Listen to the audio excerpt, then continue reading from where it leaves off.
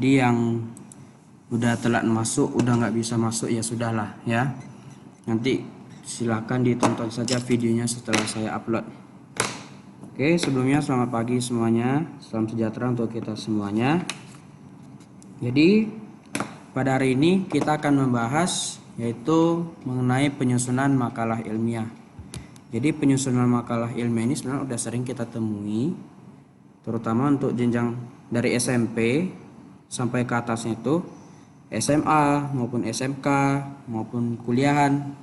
Itu udah banyak juga, udah tidak asing lagi dengan yang namanya makalah. Ya, tentu menjadi pertanyaan sebenarnya apa makalah itu? Ya, makalah itu merupakan salah satu karya tulis ilmiah yang bentuknya formal. Sehingga semua kata dan kalimat yang terdapat di dalamnya harus mengikuti kaidah EYD yang baik dan benar. Ya. EYD itu kita sebutnya sebagai ejaan yang disempurnakan. Jadi ciri-ciri makalah. Jadi makalah merupakan sebuah kajian literatur yang berisi bahasan dari suatu bidang ilmu atau mata pelajaran tertentu. Contohnya di dalam sebuah makalah kita membahas tentang teknologi informasi ataukah yang lain, ya itu adalah sebuah bidang ilmu, disiplin ilmu gitu. Kemudian makalah ini menjadi sebuah alat untuk menampakkan pemahaman seseorang terhadap suatu aspek permasalahan yang bersifat teoretik. Jadi dari makalah ini, misalnya nih, kamu dikasih tugas, kamu disuruh carilah tentang perkembangan negara Indonesia. Itu adalah sebuah masalah gitu. Ya, permasalahan itu ada secara teori, makanya dibuat dalam bentuk makalah. Nanti di situ dikaji dengan menggunakan teori, prosedur, serta prinsip yang berhubungan dengan bidang ilmunya. Kemudian yang ketiga, ciri-cirinya menjadi alat pengukur kemampuan pelajar atau mahasiswa. Jadi nggak pelajar aja, mahasiswa juga. Dalam mengkombinasikan beberapa informasi menjadi satu karya tulis yang utuh.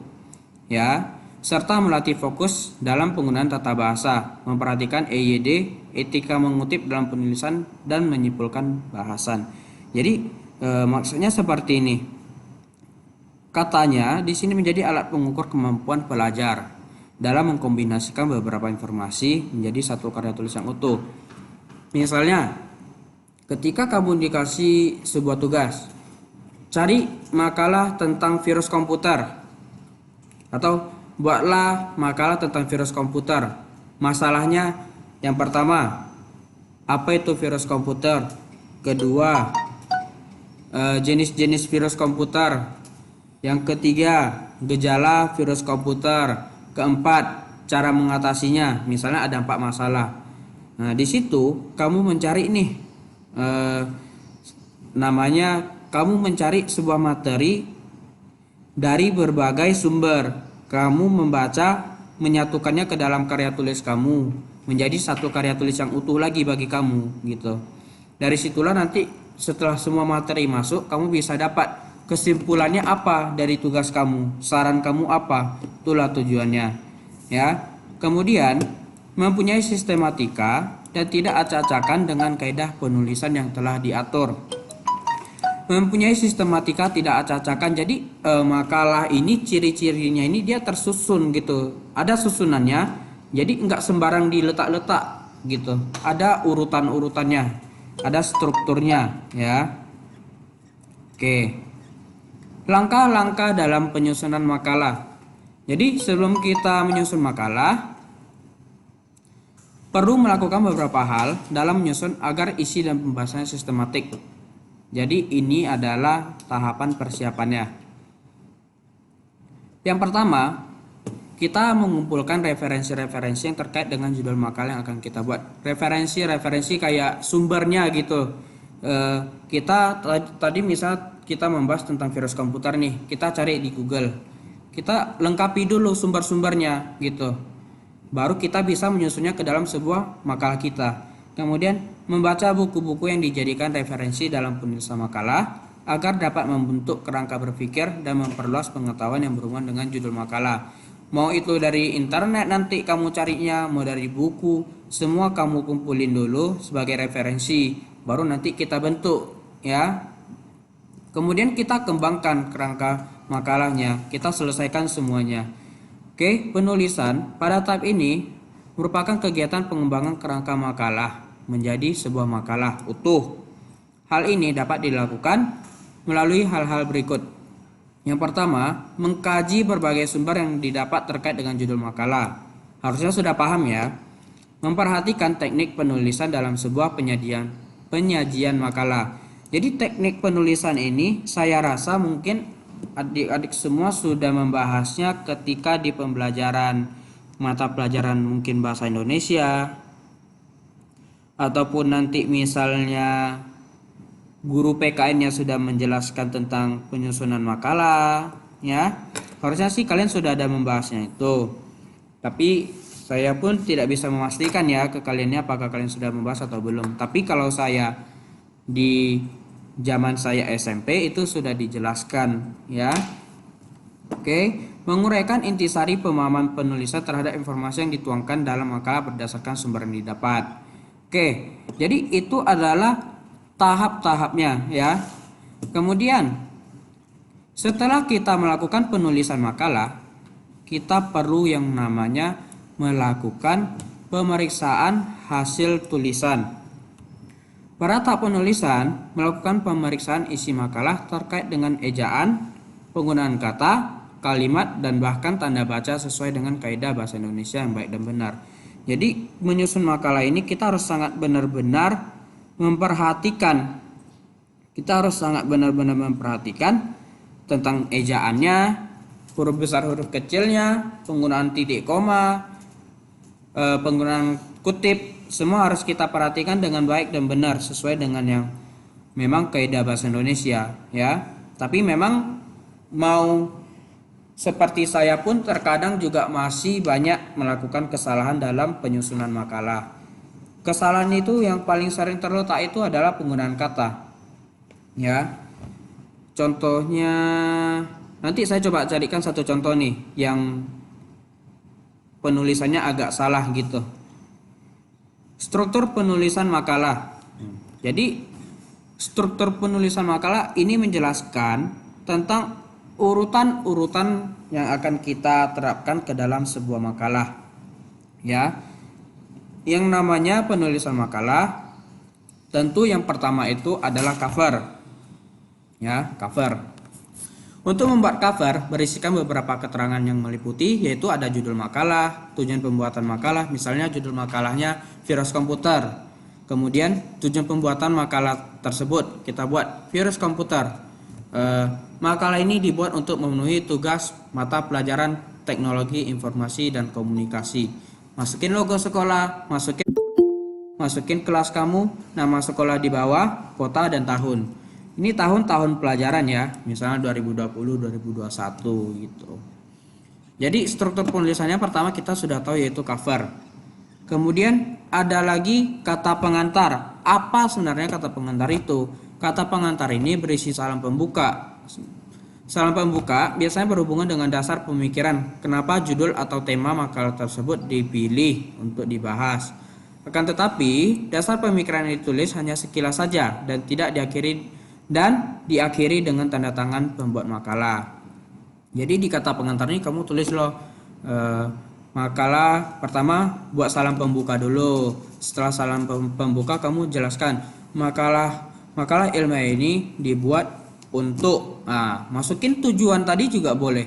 Tujuannya untuk menyelesaikan tugas.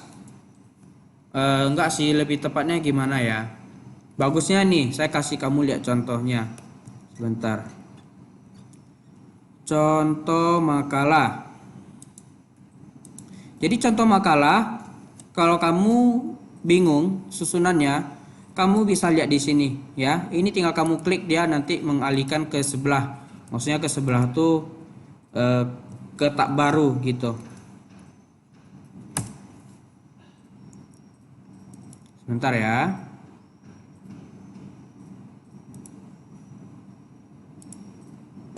Oke, sejauh ini ada yang ingin ditanyakan atau tidak? Ada? Tidak. Tidak ya. Bisa dipahami? Enggak kau. Sorry saya agak cepat, takutnya nanti waktunya tidak cukup. Oke kau. Ini belum nampak ya.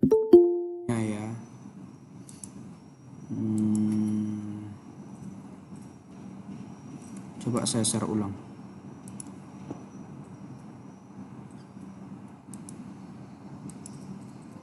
Presentasikan.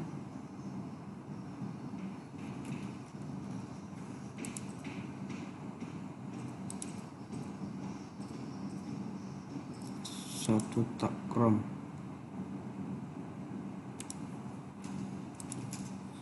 Jendela. Oke. Sudah muncul? Sudah? Ada share screen-nya?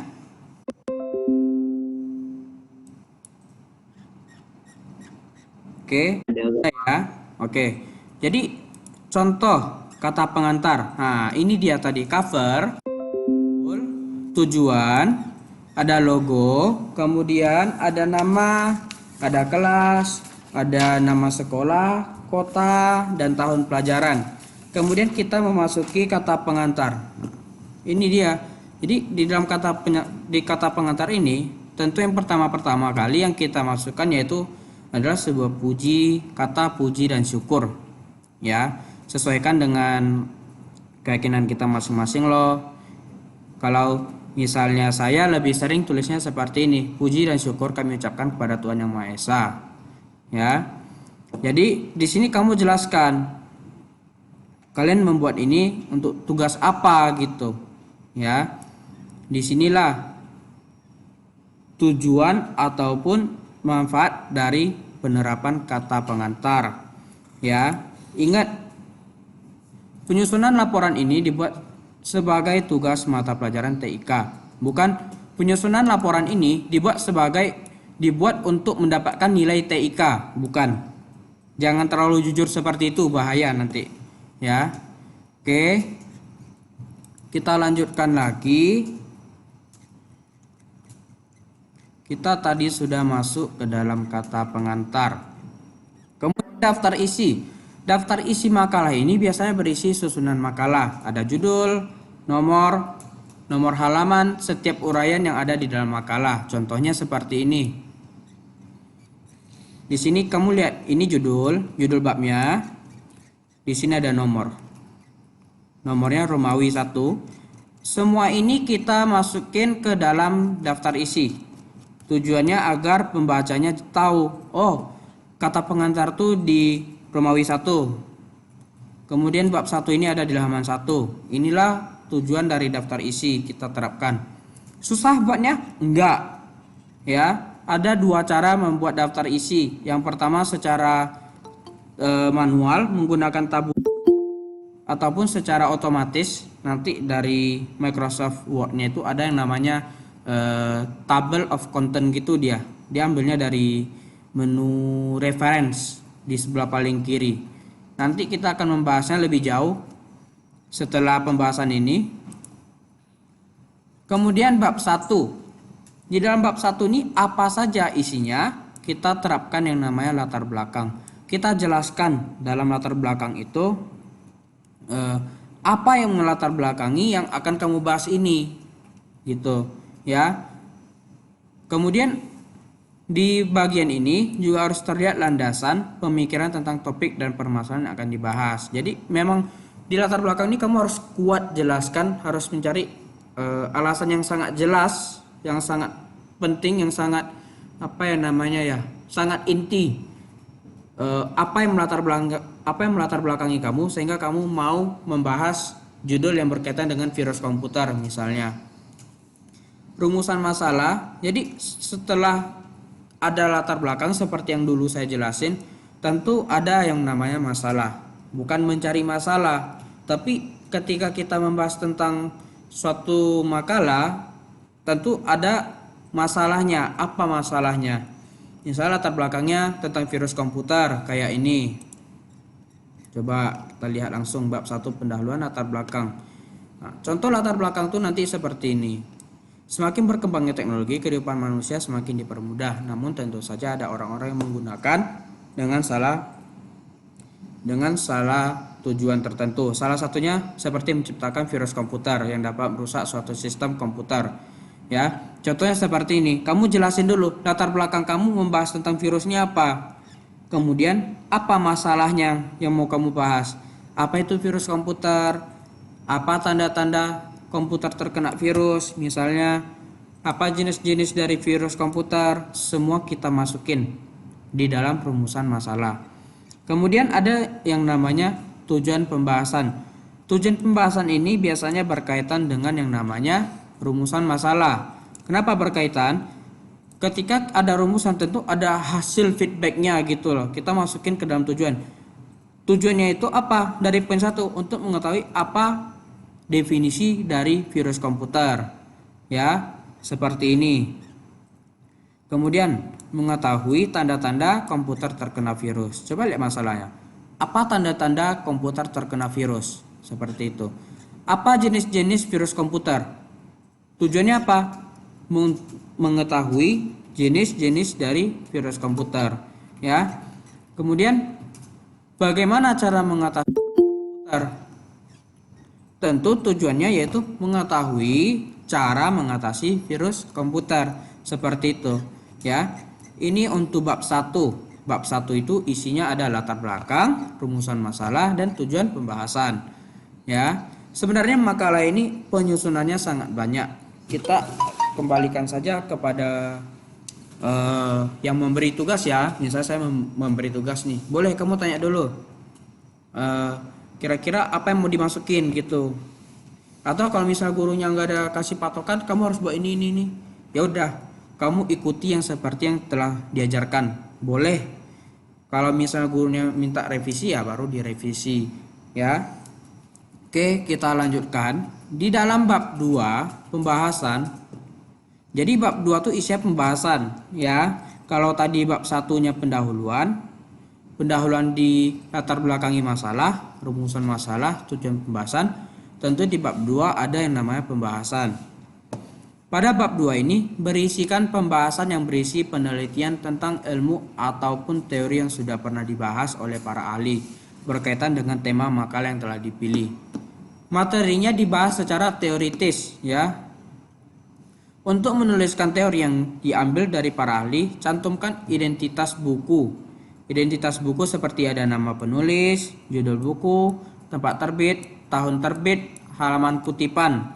Ya, kalau kamu pinjam buku perpustakaan, coba kamu lihat. Semua kategori yang disebutkan ini ada di dalam buku itu. Ya. Sehingga sumbernya jelas dan tidak diragukan. Jadi seperti ini, ya. Saya tandai dulu 2 paragraf. Jadi ketika kita menyusun sebuah makalah, usahakan kita mencari referensinya itu yang dari para ahli. Ya, misalnya menurut para ahli, misalnya gimana ya kita bilangnya ya. Misalnya menurut Rudianto, virus komputer merupakan sebuah program yang bertujuan, bla bla bla. Tapi si Rudianto ini sudah tahu, sudah kita kenal dia sebagai para ahli, ya. Itu lebih bagus lagi daripada kita cari di blogger-blogger gitu yang jelas, yang sumbernya nggak terlalu jelas siapa yang buat, teorinya dari mana. Nggak semua materi dari Google itu bisa dipastikan kebenarannya, ya. Penyajian dapat menggunakan berbagai media seperti diagram, tabel, grafik, atau infografis yang lebih mudah untuk dipahami. Apabila data yang berhasil ditemukan merupakan hasil dari wawancara, maka kita perlu memasukkannya sebagai tanda kutipan, ya. Kalau ada, misal kamu dikasih tugas tentang bahasa Indonesia, kamu disuruh membuat laporan wawancara. Tentu kan ada formatnya juga gitu, hampir sama, ya. Kemudian di dalam bab 3 ini ada penutupan. Jadi penutupan ini ada 2 hal yang akan dibahas, yaitu kesimpulan. Kesimpulan ini berisi tentang simpulan akhir dari pembahasan yang sudah dibuat. Penulisan kesimpulan singkat dan jelas, tidak panjang seperti pembahasan. Udah jelas ya, kamu udah tahu lah maksudnya kesimpulan bagaimana. Misalnya kamu sudah memasuki nih semua teori menurut para ahli semuanya. Tentu ketika kamu memilih materi referensi yang ingin kamu masukkan, tentu kamu akan membaca sesuai rumusan masalah, ya kan? Ketika kamu sudah memasukin semua materi, tentu kamu bisa menyimpulkan dong pembahasan di dalam makalah kamu apa. Oh, ternyata virus komputer ini merupakan sebuah program yang berbahaya bagi komputer karena dapat terjadinya peretasan berupa entah nanti cyberspace, cybercrime ataupun nanti spyware ataupun apapun gitu. Intinya kesimpulannya apa dari apa yang kamu pelajari itu. Saran. Jadi setelah kamu tahu nih, oh virus ini begini begitu, kamu kasih saran. Saran saya adalah menambahkan atau mari menggunakan aplikasi antivirus untuk melindungi komputer kita dari serangan-serangan seperti yang bla bla bla kamu jelasin. Tapi nggak usah terlalu panjang gitu ya, nggak seperti yang di pembahasan. Kemudian tadi di awal kita sudah tahu, sebelum kita menyusun makalah itu kita harus menyediakan referensi-referensi atau sumber-sumber teori yang mau kita ambil. Nanti sumber-sumber itu, alamatnya itu kita masukin di sebuah daftar pustaka. Jadi kalau saya flashback ke pembahasan kelas 9 tahun lalu ya, yang sempat praktek menyusun makalah, daftar pustaka tuh lebih sering dibuat sebagai daftar pusaka. Itu salah ya, tolong diingat. Kita tidak menyebutnya sebagai daftar pusaka, tapi kita sebutnya sebagai daftar pustaka. Jadi daftar pustaka ini berisi seluruh sumber yang digunakan di dalam pembuatan makalah. Jadi ketika kamu mengambil materi dari sebuah buku ataupun web ataupun yang lain, kamu perlu menambahkan sumber yang kamu ambil itu dari mana. Itu kita masukin ke daftar pustaka. Ya, daftar pustaka ini dapat berupa buku, surat kabar, majalah, informasi dari situs-situs internet dan lain-lain. Fungsinya untuk menunjukkan kepada pembaca sumber-sumber data dan teori dalam makalah sehingga dapat membangun kepercayaan pembaca terhadap keilmuan makalah. Kamu buat makalah nih, kamu membahas tentang virus. Terus saya datang baca. Saya lihat ini materinya nggak ada sumbernya. Tentu itu menjadi sebuah pertanyaan, sumbernya dari mana? Ini benar atau enggak gitu. Itu tujuannya kita terapkan daftar pustaka. Di sini kita dapat membangun kepercayaan pembaca terhadap makalah yang kita buat ya. Sistematika penulisan secara urut dan lengkap adalah nama penulis tanpa gelar dan dibalik. Misal Rudianto. Misalnya ya, Rudianto Eskom. Eskomnya nggak perlu pakai dan Rudiantonya dibalik. Jadi Yanto, Rudi. Biasa seperti itu. Ya. Judul buku atau karya ditulis dengan huruf kapital sehingga setiap awal kata, kecuali kata depan seperti kata di, ke, dan, dari, dan cetak miring. Ya. Oke. Kemudian ada format penulisan makalah. Format penulisan makalah yang biasanya ya. Jadi format penulisan makalah ini sebenarnya sangat banyak ya. Kenapa saya bilang begitu? Terkadang itu beda pembimbing, beda lagi gitu. Contoh di kampus saya, pembimbing skripsi saya dengan pembimbing skripsi teman saya berbeda-beda sistematika penulisannya ya. Urutan penyusunannya berbeda-beda ya. Ini yang umumnya yang saya gunakan. Biasanya jenis kertas untuk makalah itu kita gunakan A4. Jenis tulisannya itu kita pakai, jadi jenis kertas itu apanya ya, packnya ya. Kamu kalau buka di Microsoft Word itu ada pack layout ya, cari di situ ukuran kertasnya. Kemudian ada font style itu kita gunakan Verdana, coba cari pasti ada perdana. Ukuran tulisan judul bab, jadi ukuran tulisan judul bab itu yang ini. Ini judul bab. Ini 12, yang sisanya 10. Hanya bedanya subbab kita boldkan. Boldkan itu kita tebalkan. Ya. Kemudian spasi. Spasi itu per baris. Jadi dari definisi virus komputer ke baris bawah 1,5. Ke bawahnya lagi 1,5 dan seterusnya. Tapi beda dengan yang di judul bab. Judul bab ini spasinya beda. Dari bab 2 ke judul babnya itu biasa kita pakai 2,0. Pembahasan ke subbabnya kita pakai 3,0. Nanti lebih jelasnya ada di praktek ya. Nanti saya ada kasih kayak video penjelasan di pertemuan selanjutnya. Cara membuat cover misalnya ya. Nanti kalian pelajari di sana. Margin, jadi batas ukuran kertasnya itu di bagian atas kita sisakan 4 cm, di bawah 3 cm, kiri 4 cm dan kanan 3 cm. Makalah ditulis minimal 10 sampai 20 halaman. Biasanya yang standarnya ya minimal 10 sampai 20 halaman. Lebih boleh sih, nggak apa-apa. Intinya sesuai pembahasan. Halaman belum termasuk halaman judul, daftar isi, lampiran dan daftar pustaka ya. Kata asing harus diketik cetak miring atau italik ya. Contoh misalnya pakai bahasa Inggris, misalnya komputer, COMPUTER, entah mau pakai S atau enggak misalnya gitu. Intinya kalau dia dalam bentuk bahasa Inggris kita miringkan, contohnya seperti ini. Oke, kemudian nomor halaman kita diletakkan di atas atau di bawah. Contoh makalah yang ini kita letakinnya di bagian bawah ya.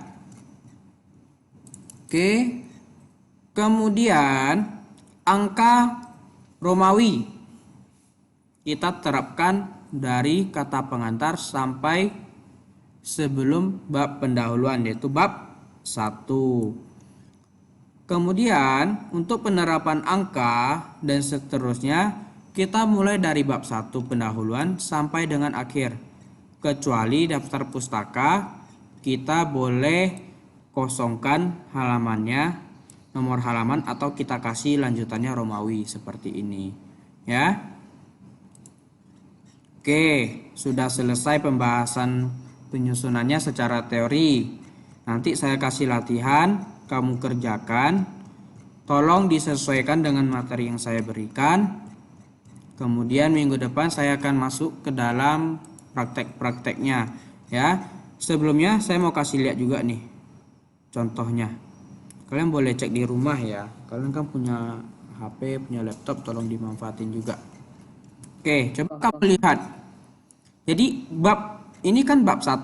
Bab 1 tuh seperti yang kita bahas ada latar belakang, rumusan masalah, dan tujuan pembahasan. Kemudian kita masuk bab 2. Kok bab 2 pembahasan ini isinya dari mana kita dapatkan? Apa yang harus kita isi? Kita harus mengisi sesuai dengan pertanyaan yang ada di rumusan masalah. Apa definisi virus komputer? Di bab 2 pembahasan ini kamu jelasin definisi komputer. Nah, jelasin definisi komputernya apa. Masalah keduanya apa? Masalah keduanya itu apa tanda-tanda komputer terkena virus? Nah, kita jawab lagi. Tanda-tanda komputer terkena virus. Inilah dia tanda-tandanya. Jadi seperti itu kita susunnya. Kemudian yang tadi yang ketiga, jenis-jenis virus komputer. Apa jenis-jenisnya? Isilah di sini. Kalau misalnya jenis-jenisnya banyak berdasarkan teknik pembuatan, berdasarkan misalnya di sini berdasarkan yang dilakukan ataupun berdasarkan media penyebaran, berarti kita harus pakai penomoran yang bertingkat 23, 231, 1 poin-poinnya sampai seterusnya ya. Nih, 24 cara mengatasi. Setelah selesai, baru kita masuk ke bab 3 penutupan. Kita jelasin kesimpulan setelah kita mempelajarinya apa. Ya. Tidak harus sepanjang ini kok, sesuaikan dengan kesimpulan yang kamu miliki. Sarannya apa? Nah, kemudian kita masukin. Dari bab 2 itu pembahasannya kita ambil dari mana? Nah, kita ambilnya dari website yang ini. Website punya andisnayunita.blogspot.com. Kita masukin literasinya, oh sumbernya ada gitu. Kita buka sumbernya, oh ini sumbernya loh tentang makalah virus komputer. Nah, seperti itu ya. Itulah penyusunan makalah ilmiah. Oke, dari sejauh ini ada yang ingin ditanyakan? Silakan. Yang mau bertanya silakan.